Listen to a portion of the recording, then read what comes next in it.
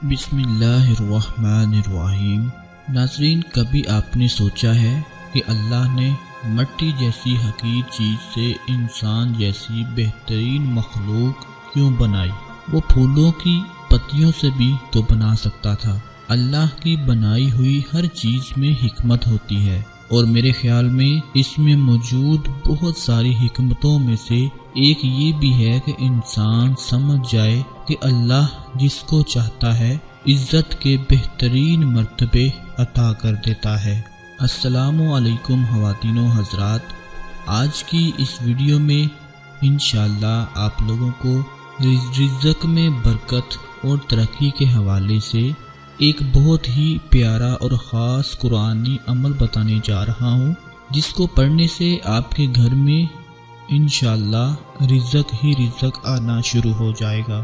ناظرین، جیسا کہ آپ سب جانتے ہیں کہ آج جمعۃ المبارک کا دن ہے، اور اس مبارک دن میں جو کوئی بھی یہ عمل کر لے گا انشاءاللہ اللہ پاک کے فضل و کرم سے اس کے رزق کی پریشانی ختم ہو جائے گی، اور اسے وہاں سے اللہ پاک اپنے خاص فضل و کرم سے رزق عطا فرمائیں گے کہ اس کے وہم و گمان میں بھی نہیں ہوگا۔ ناظرین، نماز جمعہ کو یہ خصوصیت حاصل ہے کہ اللہ تعالیٰ نے قرآن حکیم میں صرف نماز جمعہ کی اذان کا ذکر کرنے کے بعد فرمایا کہ جب جمعہ کی اذان دی جائے تو نماز کے لیے حاضر ہو جاؤ۔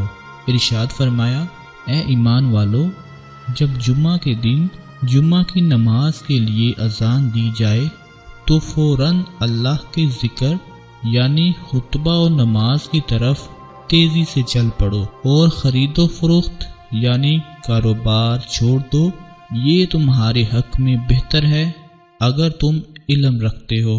ہمارے پیارے آقا نبی اکرم صلی اللہ علیہ وآلہ وسلم نے فرمایا، جس نے جمعہ کے دن غسل کیا اور جلدی مسجد میں حاضر ہوا اور امام کے قریب ہو کر خاموشی کے ساتھ غور سے خطبہ سنا تو اس کے لیے ہر قدم کے بدلے 1 سال کے روزوں اور قیام کا ثواب ہوتا ہے۔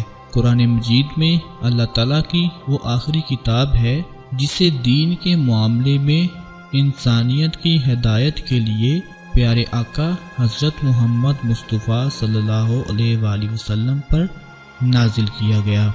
ناظرین، اس کتاب ہدایت سے انسان تب ہی فائدہ حاصل کر سکتا ہے جب وہ اسے پڑھے گا، اس کی تلاوت کرے گا اور اس کا مطالعہ کرے گا، پھر ہی یہ قرآن پاک اس کے لیے کامیابی کا ذریعہ بن سکتا ہے۔ ورنہ اگر آپ قرآن پاک کو کھول کر نہیں دیکھیں گے، قرآن پاک کی تلاوت نہیں کریں گے، تو یہ کیسے آپ کے لیے فائدہ مند ثابت ہو سکتا ہے؟ رسول اللہ صلی اللہ علیہ وآلہ وسلم نے فرمایا، تم میں سب سے بہتر وہ شخص ہے جو قرآن پاک سیکھے اور اسے سکھائے۔ اللہ تعالیٰ قرآن مجید کی وجہ سے بہت سے لوگوں کو سرفراز فرماتا ہے، اور اسی کی وجہ سے بہت سے لوگوں کو ذلیل بھی کرتا ہے۔ پیارے آقا فرماتے ہیں، بے شک وہ شخص جس کے دل میں قرآن کا کچھ حصہ یاد نہ ہو وہ ویران گھر کی طرح ہے، جس طرح ایک گھر ویران ہو جاتا ہے، یعنی جیسے ویران گھر خیر و برکت اور رہنے والوں سے خالی ہوتا ہے، ایسے ہی اس شخص کا دل خیر و برکت اور روحانیت سے خالی ہو جاتا ہے جسے قرآن پاک کا کوئی بھی حصہ یاد نہیں ہوتا۔ تو ہر مسلمان کو قرآن مجید کا کچھ نہ کچھ حصہ ضرور زبانی یاد رکھنا چاہیے تاکہ وہ نبی پاک کے اس فرمان سے محفوظ رہ سکے۔ ناظرین، دنیا امتحان گاہ ہے، اور یہاں ہر انسان آزمائش میں ہے۔ کسی کو نہ دے کر یا اس سے لے کر اس کے صبر کا امتحان لیا جا رہا ہے، اور کسی کو عطا کر کے اس کے شکر کا امتحان لیا جا رہا ہے۔ ناظرین، آپ کو بہت سے ایسے لوگ دیکھنے کو ملیں گے جن کو اللہ پاک نے کچھ بھی عطا نہیں کیا، اور بہت سے لوگ ایسے ہوں گے جن کو اللہ پاک نے بہت کچھ عطا کیا لیکن ان سے واپس لے لیا۔ یہ کس لیے ہے؟ صرف اللہ پاک اس انسان کے صبر کا امتحان لینا چاہتا ہے، اور کسی کو اتنا عطا کر دیتا ہے اور پھر وہ دیکھتا ہے کہ کیا وہ بندہ میرا شکر ادا کرے گا کہ نہیں کرے گا، اور وہ اس وقت اس کے شکر کا امتحان لیا جا رہا ہوتا ہے۔ اور ان سب آزمائشوں میں ڈالنے والا اور ان سے نکالنے والا صرف اللہ تعالیٰ ہی ہے۔ خوشیاں اور دکھ، تنگی اور فراخی، یہ سب زندگی کا حصہ ہیں، اور تقدیر ہے جو کاتب تقدیر کے ہاتھ میں ہے، اور اس کی حکمتیں وہی بہتر جانتا ہے۔ اور بے شک ہمیں ہنسانے اور رلانے والا اللہ تعالیٰ کے سوا اور کوئی بھی نہیں۔ جن سخت گھاٹیوں سے اللہ ہمیں گزارے وہاں سے گزرنا پڑتا ہے، اور کشادگی، فراخی اور خوشحالی عطا فرمانے والا بھی اللہ کے سوا کوئی نہیں۔ وہ نفع دے تو کوئی اسے روکنے والا نہیں، اور وہ آزمائش میں ڈال دے اور نقصان دینا چاہے تو اسے ٹالنے والا بھی کوئی نہیں۔ اللہ پاک خود فرماتا ہے، اور اللہ کو چھوڑ کر کسی ایسی ہستی کو نہ پکار جو تجھے نہ فائدہ پہنچا سکتی ہے اور نہ ہی نقصان پہنچا سکتی ہے۔ اگر تو ایسا کرے گا تو ظالموں میں سے ہوگا۔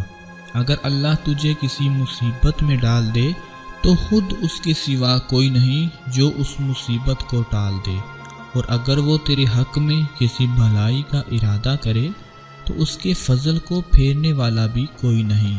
وہ اپنے بندوں میں سے جس کو چاہتا ہے اپنے فضل سے نوازتا ہے، اور وہ درگزر کرنے والا اور رحم فرمانے والا ہے۔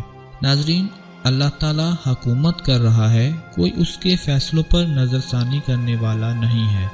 اللہ کے فیصلے ٹالے نہیں جا سکتے، اور تقدیر کے خیر و شر پر ہمارا ایمان ہے، اور بلا شبہ اللہ ہی کسی کے بارے میں کیے گئے اپنے فیصلوں کی حکمت جانتا ہے۔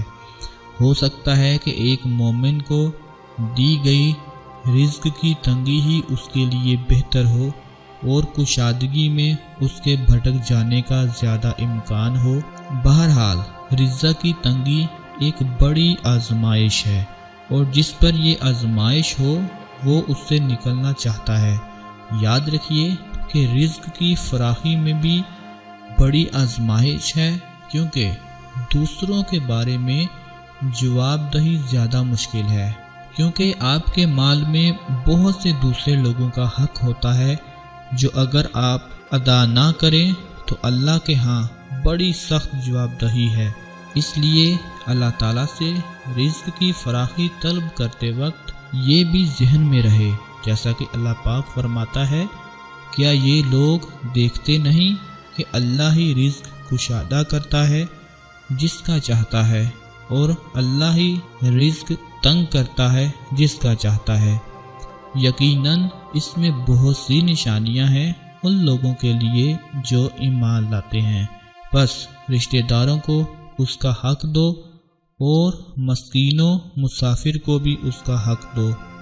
یہ طریقہ بہتر ہے ان لوگوں کے لیے جو اللہ کی خوشنودی چاہتے ہیں، اور وہی فلاح پانے والے ہیں، اور وہی لوگ کامیاب ہیں۔ ناظرین، میں دعا کرتا ہوں کہ اللہ پاک ہم سب پر رحم فرمائے، اور جو لوگ رزق کی وجہ سے پریشان رہتے ہیں، میرا مالک سب کی پریشانیوں کو دور فرمائے۔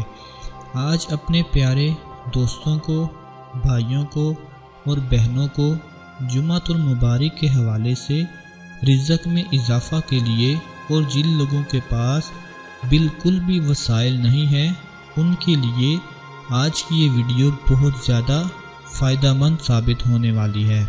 آج اپنے ان ناظرین کے لیے ہی یہ ویڈیو بنائی ہے جو روزی کی وجہ سے بہت زیادہ پریشان ہیں، اور میں امید کرتا ہوں کہ اللہ پاک ہم سب کی پریشانیوں کو دور فرمائے، اور جو لوگ یہ ویڈیو دیکھ رہے ہیں ان سب کے گھروں میں رزق میں برکت اور ترقی عطا فرمائے۔ ناظرین، جو سورہ مبارک آپ لوگوں کو بتانے جا رہا ہوں وہ قرآن پاک کی سورہ مبارک ہے، سورہ الاعراف ہے، جس کی آیت نمبر 10 ہے۔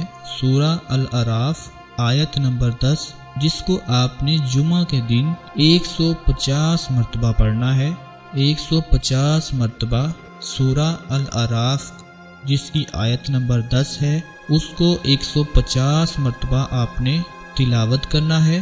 جب جمعے سے فارغ ہو جائیں تو قرآن پاک کی اس آیت کا 150 مرتبہ آپ نے تلاوت کرنا ہے۔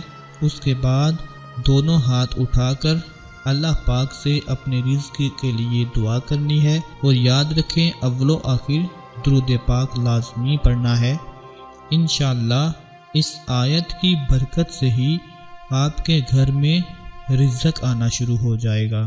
جن گھروں میں رزق کی بہت زیادہ کمی ہے، بہت زیادہ لوگ پریشان ہیں، وہ جمعے کے دن اس آیت مبارکہ کی تلاوت لازمی کریں، پھر دیکھیں آپ کی ہر طرح کی پریشانی دور ہو جائے گی۔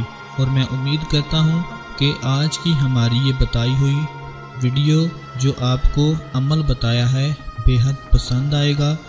ناظرین اس ویڈیو کو لائک کر دیں، چینل کو سبسکرائب کرنا مت بھولیں تاکہ ہماری ہر نئی آنے والی ویڈیو سب سے پہلے آپ لوگوں کو ملتی رہے۔ دعاؤں میں یاد رکھیے گا، اپنا خیال رکھیے گا۔ اللہ حافظ۔